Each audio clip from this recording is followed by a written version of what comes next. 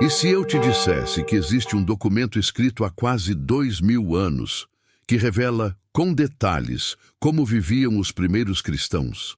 Um texto tão direto e prático que parece mais um manual do que um livro religioso. E o mais impressionante é que muitas das coisas que ele ensina simplesmente se perderam com o tempo. Esse documento existe e o nome dele é Didaquê. Durante séculos, acreditou-se que não tínhamos acesso claro à vida cotidiana dos primeiros cristãos.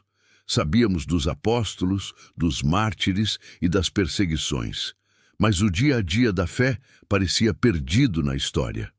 Como eles rezavam, como celebravam, como se organizavam, tudo isso parecia distante. Até que, no século XIX, esse manuscrito antigo foi redescoberto, trazendo à luz um dos registros mais impressionantes da igreja primitiva. Hoje mergulharemos nos ensinamentos da Didaquê, também conhecida como a Instrução dos 12 Apóstolos. Um texto simples, quase sem ornamentos, mas com uma profundidade que atravessa os séculos. E aqui está o ponto que quase ninguém percebe. A Didaquê não foi escrita para teólogos, mas para pessoas comuns, para cristãos que precisavam viver a fé no meio de um mundo hostil. Logo no início, ela apresenta uma verdade direta. Existem dois caminhos: o caminho da vida e o caminho da morte. Não existe meio termo. E o mais surpreendente é que essa distinção não está em grandes debates teológicos, mas nas pequenas decisões do dia a dia. Amar a Deus acima de tudo, amar o próximo como a si mesmo, abençoar aqueles que te perseguem, evitar o mal, até mesmo nos pensamentos. A fé, para aqueles cristãos, não era um discurso, era uma prática, algo vivido todos os dias. Mas a Didaquê não para por aí. Ela também deixa claro o que pertence ao caminho da morte, e aqui não há suavização. Ela condena práticas que ainda hoje geram debate: o aborto, o infanticídio, a magia, a feitiçaria. Para aqueles cristãos não havia relativismo. O certo era certo, e o errado precisava ser evitado. Isso revela uma fé firme, direta, sem concessões. Mas o que a Didaquê revela sobre a igreja é ainda mais impressionante. Ela mostra uma comunidade organizada, estruturada, com práticas bem definidas. Não era um grupo desorganizado tentando sobreviver, era uma igreja viva, com regras, disciplina e identidade.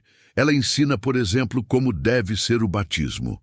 Se possível, em água corrente, simbolizando a vida, mas também permite adaptações quando necessário. Isso mostra algo importante. A igreja primitiva era firme na essência, mas prudente na prática. Ela também orienta sobre o jejum. E aqui há um detalhe curioso. Os cristãos eram orientados a jejuar em dias diferentes dos judeus, não por rejeição, mas para afirmar sua identidade. Eles sabiam quem eram e viviam isso de forma concreta. Mas talvez um dos pontos mais impressionantes esteja na oração. A Didaquê recomenda que o Pai Nosso seja rezado 3 vezes ao dia.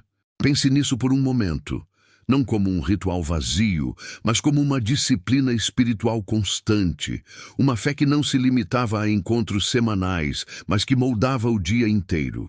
E existe um detalhe que muitos desconhecem. Antes de participar da Eucaristia, os cristãos eram orientados a confessar seus pecados. Muito antes de estruturas mais desenvolvidas, já existia a consciência de que não se podia se aproximar do sagrado de qualquer forma.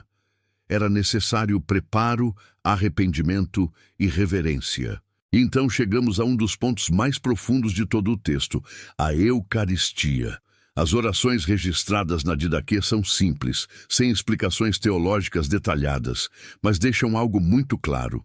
Aquele momento não era comum, era sagrado, era separado, era reservado. A própria Didaquê orienta que apenas os batizados participem, ou seja, não era uma refeição qualquer, era algo que exigia preparo, respeito e consciência. Isso revela algo poderoso. Mesmo sem uma definição teológica completa, os primeiros cristãos já tratavam a Eucaristia como algo profundamente diferente de um simples pão e vinho. E poucas décadas depois, um cristão chamado São Justino Mártir escreveria algo ainda mais explícito, afirmando que aquilo que eles recebiam já não era alimento comum, mas o próprio corpo e sangue de Cristo. Isso mostra que a fé da Igreja não surgiu pronta de uma vez. Ela foi sendo vivida, aprofundada e compreendida desde o início. Mas a Didaquê não fala apenas de práticas. Ela também faz alertas, e alertas muito diretos. Ela ensina como identificar falsos líderes. Sim, já no primeiro século, isso era uma preocupação real. Se alguém chega ensinando, mas busca dinheiro, cuidado. Se alguém fala bem, mas vive mal, desconfie. Se permanece por interesse, não é verdadeiro. E ela vai ainda mais longe. Ao orientar como receber missionários, a Didaquê estabelece critérios surpreendentes. Se alguém permanece mais do que o necessário, desconfie. Se transforma a fé em oportunidade, rejeite. Isso mostra algo impressionante. Desde o início, a Igreja já sabia que nem todo discurso religioso vem de Deus. E mais do que isso, ela orienta a própria comunidade a escolher seus líderes, bispos, diáconos, homens dignos, humildes e fiéis. Isso revela uma igreja viva, ativa, responsável, uma comunidade que não apenas seguia, mas também discernia. E talvez esse seja um dos pontos mais atuais de todo o documento, porque mesmo hoje essa realidade continua. Mas a Didaquê não termina com medo. Ela termina com vigilância, com esperança e com um chamado à perseverança. Ela nos convida a estar atentos, a viver de forma constante, a não transformar a fé em algo automático. Porque a fé não é algo que se vive apenas em momentos específicos. Ela é um caminho, e um caminho que precisa ser escolhido todos os dias. E em seus últimos ensinamentos, a Didaquê aponta para algo ainda maior. Ela fala sobre estar preparado, sobre não se deixar enganar, sobre permanecer firme até o fim, porque o tempo passa, mas a verdade permanece. E no fim, a pergunta continua a mesma. Você está preparado? E é por isso que a Didaquê não é apenas um documento antigo. Ela é um espelho. Ela nos obriga a olhar para nossa própria fé e fazer uma pergunta desconfortável. Estamos vivendo como os primeiros cristãos viviam? Ou transformamos a fé em algo superficial, distante, automático? Talvez a resposta não seja fácil, mas ela é necessária.